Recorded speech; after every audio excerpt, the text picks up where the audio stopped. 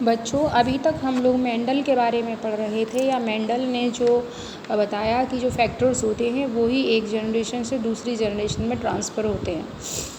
ठीक है, तो ये मेंडल जब थे उधर की बात हो रही थी, लेकिन आफ्टर मेंडल मतलब मेंडल के बाद जो भी साइंटिस्ट आए हैं उन्होंने जो एक्सपेरिमेंट किए और जो भी रिज़ल्ट्स निकाले वो कुछ थोड़ा सा मतलब रिजल्ट्स तो डिफरेंट नहीं थे, लेकिन जो जेनेटिक मटेरियल है या जो कैरेक्टरिस्टिक्स को एक जनरेशन से नेक्स्ट जनरेशन में लेके जाता है वो मटेरियल थोड़ा सा चेंज हुआ है। तो आफ्टर 1900 जो साइंटिस्ट थे सटन एंड बॉवेरी, ठीक है, ये जो सिद्धांत है क्रोमोसोमल थ्योरी ऑफ इनहेरिटेंस वो किसने दिया था? सटन तथा बॉवेरी ने। ठीक है, तो सटन एंड बॉवेरी ने कब दिया था? ये 1902 में। तो ये दोनों साइंटिस्ट अपना अपना वर्क कर रहे थे मेंडल के कार्यों पर।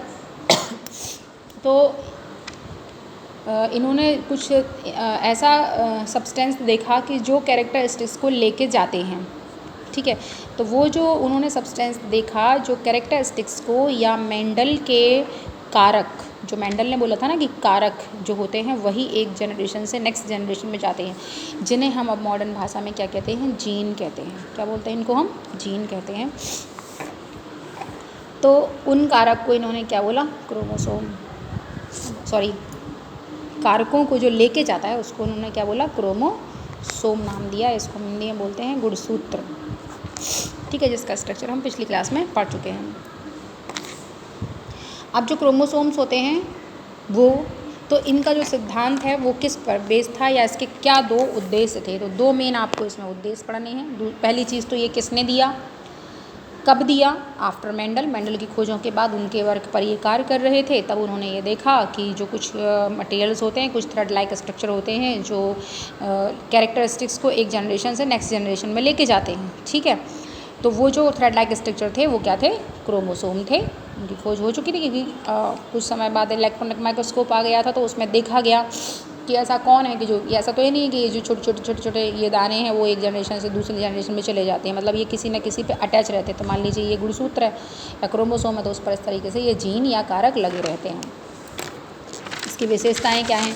तो जैसे मेंडल ने बताया था तो इन्होंने भी वही विशेषताएं देखी। मेंडल ने कहा था कि जीन्स जो कारक जो होते हैं वो पेयर में होते हैं। ठीक है, तो ये भी कैसे होते हैं? हमारे जो क्रोमोसोम्स कैसे होते हैं वो भी पेयर में होते हैं। क्रोमोसोम्स भी कैसे होते हैं? इन पेयर में पाए जाएंगे। देखो, जैसे मान लीजिए कि अपनी बॉडी में कितने क्रोमोसोम होते हैं? 46 होते हैं, लेकिन वो हमेशा पेयर में रहते हैं। तो कितने पेयर बन जाते हैं? 23 पेयर्स बन जाते हैं। 23 पेयर। उसके बाद जो क्रोमोसोम्स हैं वो मियोसिस डिवीज़न के बाद वो किस में कन्वर्ट हो जाते हैं? हैप्लॉइड हो जाते हैं। कैसे हो जाते हैं? हैप्लॉइड हो जाते हैं या आधे हो जाते हैं। हैप्लॉइड का मतलब आधे। तो जैसे मान लीजिए 46 हैं, मियोसिस डिवीज़न होगा। ठीक है, तो मान लीजिए ये एक सेल है, इसमें मियोसिस डिवीज़न होगा तो इससे कितनी सेल बन जाएंगी? मियोसिस से 4 सेल्स बनती हैं, पहले 2 बनेंगी। तो 2 बनेगी तो इसमें 23 आ जाएंगे और इसमें 23 आ जाएंगे या 23 आ जाएंगे। 23 इसमें फिर इसमें भी मियोसिस सेकंड होगा और इसमें भी मियोसिस सेकंड होगा। तो इसमें 23 रहेंगे और इसमें 23 रहेंगे, इसमें भी 23, इसमें भी 23। अब आप बोलोगे मैम यहाँ आधा हुआ तो यहाँ भी आधा हो जाना चाहिए। नहीं, जो मियोसिस फर्स्ट है, ये मियोसिस फर्स्ट है। जो मियोसिस फर्स्ट है वो तो डिफरेंट होता है, ठीक है, हाफ होता है, लेकिन जो मियोसिस सेकंड होता है ये हम मियोसिस सेकंड करा रहे हैं। तो जो मियोसिस सेकंड होता है वो सेम टू सेम किसके जैसा होता है? माइटोसिस के जैसा। तो माइटोसिस में क्या होता है? एक सेल से 2 सेल बनती हैं।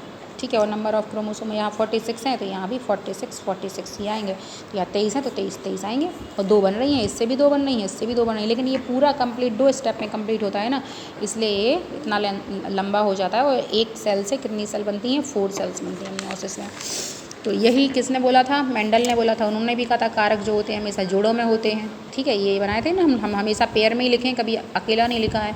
और जब इनका गैमीट्स बनने होते हैं या इनके गैमीट्स बनते हैं तब ये आधे हो जाते हैं, क्रोमोसोम आधे हो जाते हैं। ठीक है, ये याद रखना कि क्रोमोसोम केवल गैमीट फॉर्मेशन के समय ही आधे होते हैं, बाकी कहीं आधे नहीं होते हैं। तो ऐसे ही जो ये जीन थे या कारक थे वो भी गैमीट्स फॉर्मेशन के समय कैसे हो जाते हैं? हाफ हो जाते हैं। आधा, एक टी इधर चला जाता है, एक टी इधर चला जाता है।